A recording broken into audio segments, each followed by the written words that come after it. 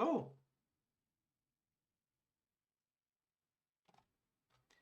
Today we will be talking about feature engineering.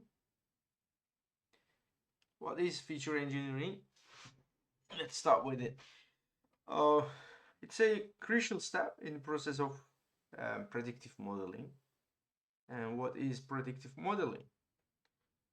Predictive models are constructed using supervised learning algorithms where classification or regression models are trained on historical data to predict future outcomes.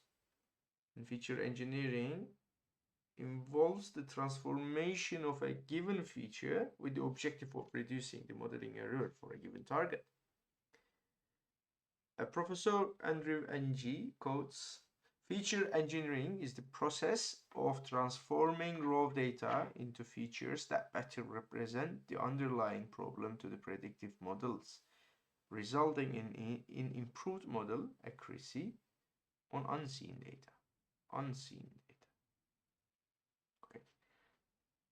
So feature engineering can be defined as a process that attempts to create additional relevant features from the existing raw features in the data and increase the predictive power of learning algorithm. Yeah, so it can be defined as the process of combining domain knowledge and data science skill set to create features that make the models train faster and provide more accurate predictions. So machine learning models, let's say neural networks, accept a feature vector and provides a prediction. These models learn in a supervised fashion with labels where a set of feature vectors with expected output is provided. From a practical perspective, many machine learning models must represent the feature as real numbered vector because the feature values must be multiplied by the model weights, right? So it has to be numbered vectors. In some cases, data is raw and must be transformed into feature vectors. So let's look at the next slide. Features, the columns of our data frame, are key in assisting machine learning models to learn. Better features result in faster training and more accurate predictions. As the diagram shows, feature columns are input into the model, not as raw data, but as feature columns. This is important. Engineering new features from a provided feature set is a common practice. And it helps to understand non-linear models with using linear methodology. I will show next.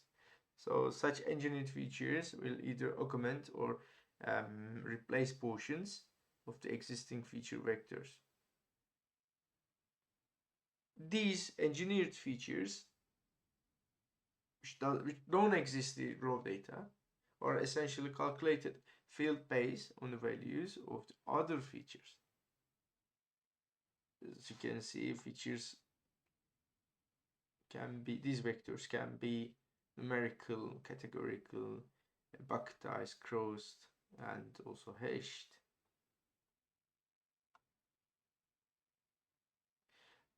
Let's talk about an example. Consider BigQuery in GCP. BigQuery preprocessing involves two aspects. The first one is representation, transformation. The second one is a feature construction. So feature representation is converting a numeric feature to a categorical feature through bucketization. Numeric to categorical feature through bucketization. And converting categorical features to a numeric representation through one-hot encoding, which we'll be talking soon, and learning with cons, sparse feature embeddings, and so on. So the second one, the feature construction, is creating new features either by using typical techniques such as polynomial expansions or feature crossing, which is very important, that which we will be talking soon. Crossing two or more features is really a clever way to learn nonlinear relationships using a linear model. Maybe we can let me show you a graph here. As you can see, this is a nonlinear data distribution, right? So we cannot split a line to segregate the blue dots and the orange dots. So how we can predict them? So we will create additional feature, let's say x3, and this is a product of x1 and x2. Remember the definition. We are using raw data features once we transform it to engineer another feature, and in this case this is x1 multiply x2, and with using x3, which is still a linear model,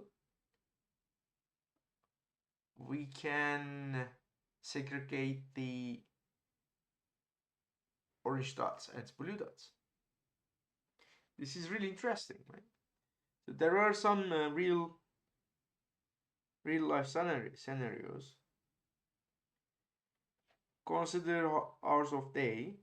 So we have 24 hours and a day in a week. So which means 7 days.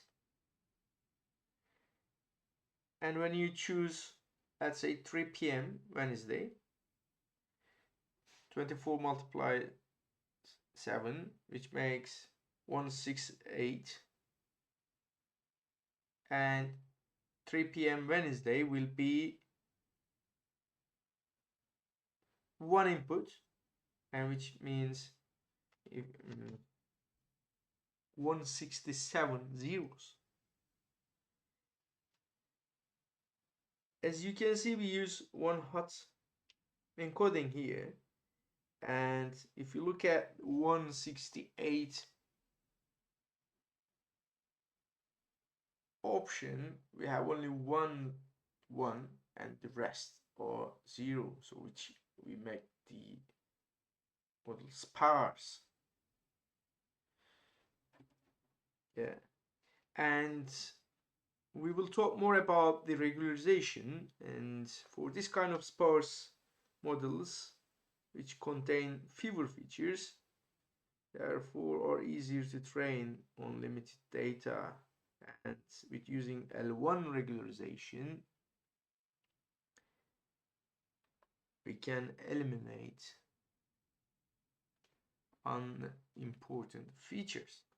So hopefully this was helpful, and see you on next video.